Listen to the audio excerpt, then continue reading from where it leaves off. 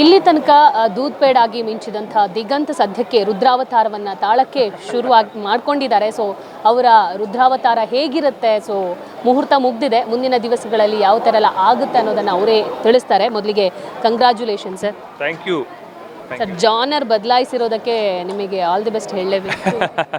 Thank you. ಹೆಂಗೆ sir ಕತೆ ಆರಂಭ?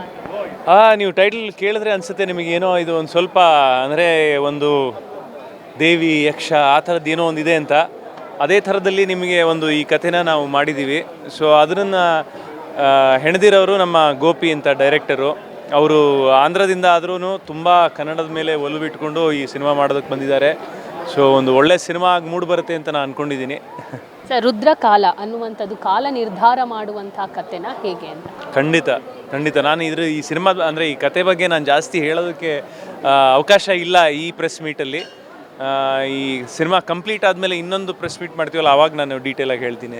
ಸರ್, ಇದರಲ್ಲಿ ಏನಾದರೂ ಜಾನರ್ಸ್ ಇದೆಯಾ ಅಥವಾ ನಿಮ್ಮದು ಶೇಡ್ಸ್ಗಳಿದೆ? ಯಾಕಂದರೆ ಕಾಲಕ್ಕೆ ತಕ್ಕಂಗೆ ನೀವು ಬದಲಾಗ್ತಿದ್ದೀರಾ, ಎಷ್ಟು ಶೇಡ್ಗಳಲ್ಲಿ ಕಾಣಿಸ್ಕೋಬಹುದು? ಖಂಡಿತ ಹಲವಾರು ಶೇಡ್ಗಳಿದೆ ಈ ಸಿನಿಮಾದಲ್ಲಿ.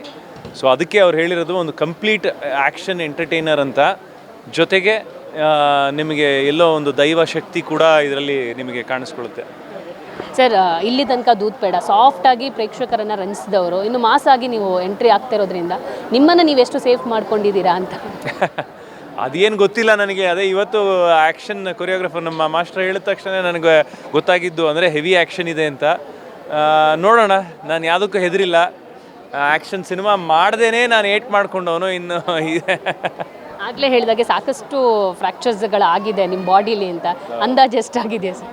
ಇಲ್ಲ ನನಗೆ ಫ್ರ್ಯಾಕ್ಚರ್ ನಿಜ ಆಗಿಲ್ಲ. ಒಂದೇ ಅಂದರೆ ನಾನು ಬ್ಯಾಕ್ ಫ್ಲಿಪ್ ಮಾಡೋಕ್ಕೆ ಹೋದಾಗ ನೆಕ್ ಒಂದು ಸ್ನ್ಯಾಪ್ ಆಯಿತು. ಅದು ಫ್ರ್ಯಾಕ್ಚರ್ ಅಲ್ಲ ಅದು, ಬಟ್ ಅದು ಬಿಟ್ಟರೆ ನನಗೆ ಇನ್ನೇನು ಆಗಿಲ್ಲ. ಸರ್, ನೀವು ಕೇರ್ಫುಲ್ ಆಗಿದ್ರು ನಿಮ್ಮ ಮುಂದೆ ಇಡೋರು ಅಷ್ಟೇ ಅಲರ್ಟ್ ಆಗಿರಬೇಕು. ಈ ಹಿಂದೆ ನಿಮ್ಮ ಕಣ್ಣಿದ್ದಕ್ಕೂ ನೋಡಿ, ಅವ್ರ ಮಿಸ್ಟೇಕಿಂದ ನಂದು ಅದಾಗಿದ್ದು, ಕಣ್ಣು ಏಟಾಗಿದ್ದು. ಸೊ ಆ ಥರ ಆದರೆ ನನ್ನ ಜವಾಬ್ದಾರಿ ಅಲ್ಲ. ಬಟ್ ನಮ್ಮ ಈಗೇನಪ್ಪ ಅಂದರೆ ತುಂಬ ಕೇರ್ಫುಲ್ ಆಗಿರ್ತೀನಿ. ಇವಾಗ ನಾನು ಸೈಕ್ಲಿಂಗ್ ಮಾಡೋದಾರಾಗಲಿ, ಬೈಕಿಂಗ್ ಮಾಡೋದಾರಾಗಲಿ, ನಾನು ತುಂಬ ಕೇರ್ಫುಲ್ ಆಗಿರ್ತೀನಿ. ಸೊ ಕೆಲವುದು ಇವಾಗ ಬ್ಯಾಕ್ ಫ್ಲಿಪ್ಪು ಅದೆಲ್ಲ ನಿಲ್ಲಿಸೇ ಬಿಟ್ಟಿದ್ದೀನಿ, ಬೇಡ ರಿಸ್ಕು ಅಂತ. ಸೊ ಅದೇ ಥರ ಇವಾಗ ಏನೇ ಆ್ಯಕ್ಷನ್ ಸೀಕ್ವೆನ್ಸ್ ಮಾಡೋದಿದ್ರು ತುಂಬ ಪ್ರಿಕಾಷನ್ಸ್ ತೊಗೊಂಡು ಮಾಡ್ತೀನಿ.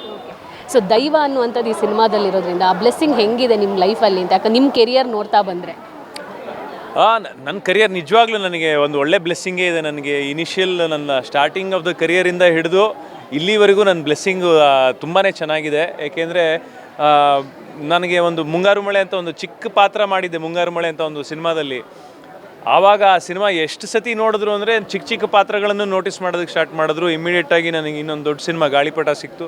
ಸೊ ಹಾಗಾಗಿ ನನ್ನ ಜೀವನದಲ್ಲಿ ನನಗೆ ಆ ದೇವರ ಆಶೀರ್ವಾದ ತುಂಬ ಚೆನ್ನಾಗಿದೆ ಅಂತ ನಾನು ಅಂದ್ಕೊಂಡಿದ್ದೀನಿ. ಸರ್, ಸಿನಿಮಾಗಳ ಆಯ್ಕೆ ವಿಚಾರಕ್ಕೆ ಹೋಲಿಸೋದಾದ್ರೆ ಇತ್ತೀಚಿನ ದಿನಗಳಲ್ಲಿ ದಿಗಂತ್ ಜಾಸ್ತಿಯಾಗಿ ಸಿನಿಮಾಗಳನ್ನು ಒಪ್ಕೋತಾ ಇಲ್ಲ ಅಂತ, ನೀವು ಸಿನಿಮಾಗಳನ್ನು ಒಪ್ಕೋತಾ ಇಲ್ವೋ ಅಥವಾ ಸಿನಿಮಾ ನಿಮ್ಗಳನ್ನು ಹರಿಸಿ ಬರ್ತಾ ಇಲ್ಲ? ನಿಮಗೂ ಗೊತ್ತು, ಇವಾಗ ಸಿನಿಮಾಗಳೇ ಕಮ್ಮಿ ಆಗಿದೆ. ಅಂದರೆ ಒಬ್ಬ ನಿರ್ಮಾಪಕ ಈಗ ಹಣ ಹೂಡೋದಕ್ಕೆ ಹಿಂದೆ ಮುಂದೆ ನೋಡ್ತಾ ಇದ್ದಾರೆ, ಅದು ಪ್ರಾಬ್ಲಮ್ ಆಗಿರೋದು. ಸೊ ಸಿನಿಮಾಗಳೇ ಎಲ್ಲರಿಗೂ, ಎಲ್ಲ ಇಡೀ ಇಂಡಸ್ಟ್ರಿಲಿ ಸಾಕಷ್ಟು ಜನ ಫ್ರೆಂಡ್ಸ್ ಇದ್ದಾರಲ್ಲ, ಎಲ್ಲರೂ ಅಷ್ಟೇ, ಇಲ್ಲಪ್ಪ ಯಾವುದು ಸಿನಿಮಾ ನಡೀತಾ ಇಲ್ಲ. ನಾನು ಮೇಕಪ್ ಮ್ಯಾನಿಗೆ ಕೇಳ್ತೀನಿ, ನನ್ನ ಪರ್ಸ್ನಲ್ ಮೇಕಪ್ಪು, ನಾನು ಶೂಟಿಂಗ್ ಮಾಡ್ತಾ ಇಲ್ಲ ಅಂದರೆ ಅವ್ನು ಬೇರೆ ಕಡೆ ಹೋಗಿ ಕೆಲಸ ಮಾಡ್ತಾನೆ, ಬೇರೆ ಹೀರೋಗಳಿಗೆ ಮಾಡ್ತಾನೆ. ಅವನು ಹೇಳ್ತಾ ಇದ್ದ, ಸರ್ ಯಾವುದೂ ಇಲ್ಲ, ಶೂಟಿಂಗೇ ನಡೀತಾ ಇಲ್ಲ ಅಂತ. ಸೊ ಆ ಥರ ಸಿಚುವೇಶನ್ ಆಗಿದೆ, ವಿಚ್ ಇಸ್ ಟ್ರೂ. ಬಟ್ ಅದು ಬಿಟ್ಟರೆ ನಾವು ಮಾಡೋದಕ್ಕಂತೂ ರೆಡಿ ಇದ್ದೀವಿ. ಸಮಂತಾ ಜೊತೆ ಕೂಡ ನಿಮ್ಮ ಒಂದು ಒಡನಾಟ ಇದೆ, ಅವ್ರ ಜೊತೆ ಒಂದು ಜರ್ನಿ ಇದೆ. ಹೆಂಗಿದೆ ಸರ್, ಹೆಂಗಿತ್ತು ಆ ದಿನಗಳು ಅಥವಾ ಶೂಟಿಂಗ್ ಟೈಮಲ್ಲಿ ಅವ್ರು ಹೆಂಗಿರ್ತಾರೆ? ಯಾಕಂದರೆ ಕನ್ನಡದ ಸ್ಟಾರನ್ನು ಅಲ್ಲಿ ಕರೆಸ್ಕೊಂಡು ಟ್ರೀಟ್ ಮಾಡೋದು, ಸೊ ಯಾವ ಥರ ಇತ್ತು ನಿಮಗೆ ಅಲ್ಲೊಂದು ಟ್ರೀಟ್ಮೆಂಟ್? ಇಲ್ಲ, ಇವಾಗ ಅದೊಂದು ಎಲ್ಲ ಕಡೆ ಟ್ರೆಂಡ್ ಆಗ್ತಾ ಇದೆ. ಅಂದರೆ ಇವಾಗ ನೀವು ನೋಡಿದ್ರೆ ಈಗ ತಮಿಳ್ ಮೂವಿಗೂ ಒಂದು ಕನ್ನಡ ಆ್ಯಕ್ಟರ್ ಸ್ಟಾರ್ನ ಕರೆಸ್ತಾರೆ. ಆಮೇಲೆ ಇವಾಗ ತೆಲುಗುನೂ ಆ ಥರ ಟ್ರೆಂಡ್ ಆಗಿದೆ. ಅಂದರೆ ಈಗ ಧನಂಜಯ್ ಮಾಡಿದ್ದಾರೆ, ಈಗ ದುನಿಯಾ ವಿಜಯ್ ಅವ್ರು ಮಾಡಿದ್ದಾರೆ. ಈಗ ನನ್ನನ್ನು ಒಂದು ಪ್ಯಾನ್ ಇಂಡಿಯಾ ಥರ ಸಿನಿಮಾ ಅದು ಸಮಂತಾ ಅವ್ರು ಮಾಡ್ತಾ ಇರೋದು. ಬಹುಶಃ ಎಲ್ಲ ಕಡೆನೂ ರೀಚ್ ಆಗಲಿ ಅನ್ನೋ ಥರ ಒಂದು ಉದ್ದೇಶನೋ ಏನೋ ಗೊತ್ತಿಲ್ಲ. ಬಟ್ ಡೆಫಿನೆಟ್ಲಿ ನಾನು ಸಮಂತಾ ಇಬ್ಬರು ಒಂದು ಒಳ್ಳೆ ಪೇರಾಗಿ ಕಾಣಿಸ್ಕೋತೀವಿ ಸ್ಕ್ರೀನ್ ಮೇಲೆ. ಸೊ ಒಂದು ಒಳ್ಳೆ ಸಿನಿಮಾ, ಒಂದು ಒಳ್ಳೆ ಆ್ಯಕ್ಷನ್ ಸಿನಿಮಾ, ಅದು ಫ್ಯಾಮಿಲಿ ಎಂಟರ್ಟೈನರ್. ಜೊತೆಗೆ ನನ್ನ ಪಾತ್ರ ಕೂಡ ತುಂಬ ಚೆನ್ನಾಗಿದೆ. ಇನ್ನೇನು ಹೇಳಿ, ಆ ಸಿನಿಮಾ ಕ್ಲಿಕ್ ಆದರೆ ಬಹುಶಃ ತೆಲುಗುಲಿ ಇನ್ನೂ ಹೆಚ್ಚೆಚ್ಚು ಆಫರ್ಗಳು ಬರ್ಬೋದು. ಸರ್, ಈ ಸಿನಿಮಾ ಆಫರ್ ಹೆಂಗೆ ಬಂತು? ಸಮಂತ್ ಅವರೇ ಪರ್ಟಿಕ್ಯುಲರ್ ಆಗಿ ನಿಮಗೇನಾದರೂ ಫೋನ್ ಮಾಡಿದ್ರಾ, ಮಾತಾಡಿದ್ರಾ, ಹೇಗೆ? ಇಲ್ಲ, ಇದರಲ್ಲಿ ನಂದಿನಿ ರೆಡ್ಡಿ ಅವರು ನಂದು ಯಾವುದೋ ಕನ್ನಡ ಸಿನಿಮಾ ನೋಡಿದ್ರು. ಅದು ಯಾರ್ದು ಅಂದರೆ ಪವನ್ದು ಲೈಫು ಇಷ್ಟೇ ನೋಡಿದರು. ಪವನ್, ನಂದಿನಿ ರೆಡ್ಡಿ ನಮ್ಮ ಡೈರೆಕ್ಟ್ರು, ಇಬ್ಬರು ಫ್ರೆಂಡ್ಸು. ಸೊ ಅವರು ಸಿನಿಮಾ ನೋಡಿದ್ದು ನೆನ್ಪಿಟ್ಕೊಂಡಿದ್ರು ಲೈಫು ಇಷ್ಟೇ. ಹಾಗೆ ಸಮಾಂತಾಗೆ ಒಂದು ಒಳ್ಳೆ ಪೇರ್ ಬೇಕು ಅಂದಾಗ ಮ್ಯಾಚ್ ಆಗೋರು ಯಾರು, ನಮ್ಮ ಇಂಡಸ್ಟ್ರಿಯವರು ಅಂದರೆ ಈ ಕನ್ನಡ ಇಂಡಸ್ಟ್ರಿಯಿಂದ ಯಾರನ್ನಾರು ಬೇಕು ಅಂದಾಗ ಅವರು ಇಮಿಡಿಯೇಟಾಗಿ ದಿಗಂತನ ಕರ್ಸೋಣ ಅಂತ ಹಾಗೆ ಕರ್ಸಿರೋದು. ಹೆಂಗಿತ್ತು ಸರ್ ಶೂಟಿಂಗ್ ಟೈಮ್? ಅವ್ರು ಹೆಂಗಿರ್ತಾ ಇದ್ರು ಒಂದು ಕ್ಯೂರಿಯಾಸಿಟಿಗೆ ಕೇಳೋದನ್ನು. She super cool. ಆದರೆ ಅವರಿಗೆ ಏನಂದರೆ ತುಂಬ ಹಾರ್ಡ್ ವರ್ಕಿಂಗು, ಅಂದರೆ ಪರ್ಫೆಕ್ಟ್ ಆಗೋ ತನಕ ಬಿಡ್ತಾ ಇರಲಿಲ್ಲ. ಅಂದರೆ ಡೈರೆಕ್ಟ್ರ್ ಓಕೆ ಅಂದ್ರೂ ಇವರಿಗೆ ಏನೋ ಅನಿಸಿದ್ರೆ ಇದು ಸರಿ ಬಂದಿಲ್ಲ ಅಂತ ಇನ್ನೊಂದು ಮಾಡೋರು. ಸೊ ಅವಾಗ ನಾವು ಮತ್ತೆ ಎಕ್ಸ್ಟ್ರಾ ಮಾಡಬೇಕಾಯ್ತಲ್ಲ. ಸೊ ಆ ಥರದಲ್ಲಿ she is very hard working, very ಏನಂತಾರೆ ಕರಿಯರ್ ಓರಿಯೆಂಟೆಡ್ಡು, ಗೋಲ್ ಓರಿಯೆಂಟೆಡ್. ಏನೋ ಒಂದು ಗುರಿ ಇಟ್ಕೊಂಡ್ರೆ ಅದನ್ನು ಸಾಧಿಸೋ ತನಕ ಬಿಡಲ್ಲ. ಆ ಥರ ಒಂದು ಎಕ್ಸ್ಟ್ರಾಡಿನರಿ ಹ್ಯೂಮನ್ ಬೀಯಿಂಗ್. ಸರ್ ನಿಮ್ಮ ಈ ಪೋಸ್ಟರಿಗೂ ಅವರು ವಿಶ್ ಮಾಡಿದ್ರು, ಪೋಸ್ಟರ್ನ ಶೇರ್ ಮಾಡೋದ್ರ ಮೂಲಕ. ಹೆಂಗೆ ಅನಿಸ್ತಾರೆ ಒಬ್ಬ ಪರಭಾಷಾ ನಟಿ ಕನ್ನಡ ನಟ ಬೆಳೀತಾ ಇದ್ದಾರೆ ಅಂದಾಗ ಹಾಗೆ ಸಪೋರ್ಟಿವ್ ಆಗಿ ನಿಲ್ಲುವಂಥ ವಿಚಾರ?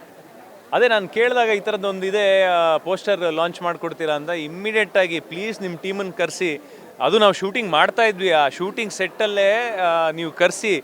ನಾನು ಎಷ್ಟಾಗತ್ತೋ ಅಂದರೆ ಎಲ್ಲಿ ಲೊಕೇಶನ್, ಅದು ನಾವು ಎಲ್ಲೋ ರಾಮೋಜಿ ಫಿಲ್ಮ್ ಸಿಟಿಲೋ ಎಲ್ಲೋ ಮಾಡ್ತಾ ಇದ್ವಿ.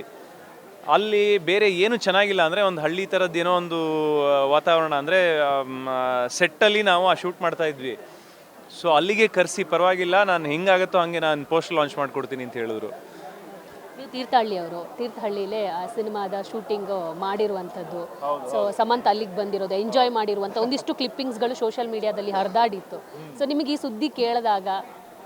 ಇಲ್ಲ, ನಾನು ಅದೇ ಕೇಳಿದೆ ನಂದಿನಿ ರೆಡ್ಡಿ ಅವರಿಗೆ. ಅಲ್ಲ, ನಾನು ತೀರ್ಥಹಳ್ಳಿಯವನು, ನಾನು ತೆಲುಗು ಸಿನಿಮಾ ಮಾಡ್ತಾ ಇರೋದೇ ಒಂಥರ ರೇರು, ಅದರಲ್ಲಿ ನೀವು ನಮ್ಮೂರಲ್ಲಿ ಶೂಟಿಂಗ್ ಮಾಡ್ತಾ ಇದ್ದೀರಾ, ಆ ಸೀನಲ್ಲಿ ನಾನಿಲ್ವಾ ಅಂತ ಕೇಳಿದೆ. ಅವರು ಅನ್ಫಾರ್ಚುನೇಟ್ಲಿ ನಿಮ್ಮನ್ನು ಅಲ್ಲಿ ಹಾಕೋಕ್ಕಾಗಲಿಲ್ಲ. ನಾವು ಟ್ರೈ ಮಾಡಿದ್ವಿ, ಅಟ್ಲೀಸ್ಟ್ ಒಂದು ಮಾಂಟಾಜು ಏನಾದ್ರು ಮಾಡೋಣ ಅಲ್ಲಿ ಅಂದ್ರೂ ಅವರಿಗೆ ಕಾಲಾವಕಾಶ ಇರಲಿಲ್ಲ, ಹಾಗಾಗಿ ಮಾಡೋಕ್ಕಾಗಿಲ್ಲ ಅಂದರು. ಈ ಸಿನಿಮಾ ಆದಮೇಲೆ ಸಮಂತ ನಿಮಗೇನಾದರೂ ಮತ್ತೊಂದು ಸಿನಿಮಾದ ಆಫರ್ ಕೊಟ್ಟಿದ್ದಾರಾ? ಇಲ್ಲ, ಆ ಥರದ್ದೆಲ್ಲ ಇನ್ನೂ ಏನೂ ಆಗಿಲ್ಲ. ಮೇ 15ಕ್ಕೆ ಮಾ ಇಂಟಿ ಬಂಗಾರಂ ರಿಲೀಸ್ ಆಗ್ತಾ ಇದೆ. ನೋಡೋಣ, ಅಲ್ಲೇನಾದ್ರು ಚೆನ್ನಾಗಾದರೆ ಖಂಡಿತ ಇನ್ನೊಂದು ಸಿನಿಮಾ ಮಾಡೇ ಮಾಡ್ತಾರೆ, ಯಾಕೆಂದರೆ ಅವ್ರದ್ದು ಹೋಮ್ ಬ್ಯಾನರ್ ಇದು. ಸೊ ಅವಾಗ ಕರಿಬೋದು. ಸಿನಿಮಾ ಜೊತೆಗೆ ವೆಬ್ ಸೀರೀಸ್ಗಳ ಯುಗ ಸರ್ ಇವಾಗ. ಸೊ ವೆಬ್ ಸೀರೀಸ್ಗಳ ಕತೆ ಏನಾದರೂ ಕೇಳ್ತಿದ್ದಾರೆ ದಿಗಂತ? ಇಲ್ಲ, ನಾನು ಹೇಳಿ ಬಂದಿದ್ದೀನಿ ಅಲ್ಲಿ, I am open to web series. ನೀವು ಅಂದರೆ ನನ್ನಂಥ ಯಾವ್ದಾರು ಒಂದು ಪಾತ್ರಕ್ಕೆ ಏನಾದ್ರು ಒಂದು ಅವಕಾಶ ಇದ್ದರೆ ದಯವಿಟ್ಟು ಕರೀರಿ, ನಾನು ಮಾಡ್ತೀನಿ ಅಂತ ಹೇಳಿ ಬಂದಿದ್ದೀನಿ. ಬಟ್ ನಮ್ಮ ಕನ್ನಡದಲ್ಲೂ ಕೂಡ ಅಷ್ಟೇ ವೆಬ್ ಸೀರೀಸ್ಗಳು ಇವಾಗ ಬರ್ತಾ ಇದೆ. ಸೊ ಹೆಚ್ಚೆಚ್ಚು ವೆಬ್ ಸೀರೀಸು ಬರಲಿ ಅಂತ ನಾನು ಕೇಳ್ಕೊತೀನಿ. ಓಕೆ, ಕೊನೆಯದಾಗಿ ಈ cinema doodhpeda ದಿಗಂತದಿಂದ mass hero ದಿಗಂತಿಗೆ Andy ಏನಂದ್ರು ಅಂತ? ಆ್ಯಂಡಿ, ಅವಳಿಗೆ ಖುಷಿ ಆಯಿತು ಈ ಕತೆ ಕೇಳಿ, ಟೈಟಲ್ ಕೇಳಿನೂ ಖುಷಿ ಆಯಿತು. ಸೊ ಆಲ್ ದ ಬೆಸ್ಟ್ ಹೇಳಿದ್ದಾಳೆ, ನೋಡಬೇಕು. Thank you. ನೋಡಿದ್ರಲ್ಲ, ಇದಿಷ್ಟು ದಿಗಂತ್ ಅವರ ಮಾತಾಗಿತ್ತು. ಸಾಕಷ್ಟು ಕನಸುಗಳನ್ನು ಹೊತ್ತು ಇಂಡಸ್ಟ್ರಿಯಲ್ಲಿ ಮುಂದುವರಿಬೇಕು ಅನ್ನೋದು ಅವರ ಆಶಯ. ಕ್ಯಾಮರಾ ಪರ್ಸನ್ ಜಯರಾಮ್ ಜೊತೆ ದೀಪಿಕಾ, ಪವರ್ ಟಿವಿ, ಬೆಂಗಳೂರು.